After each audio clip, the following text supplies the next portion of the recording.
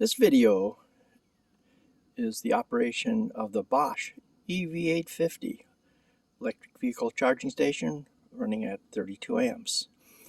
It's run with a Vpos Touch using the combination of XCP's operation software and Bosch's firmware.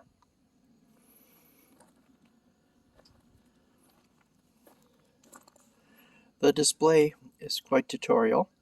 It goes through step by step, telling the customer what the price is and the type of credit cards that they can utilize.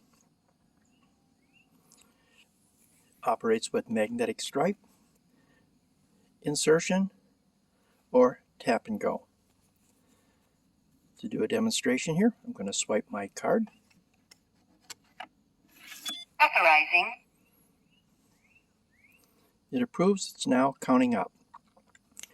It's operating in 15-minute blocks, $1 every 15 minutes, and count up.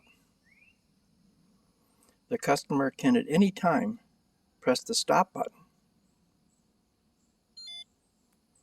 which Thank you. ends the charging cycle. It shows them how much they've spent and their balance on their card.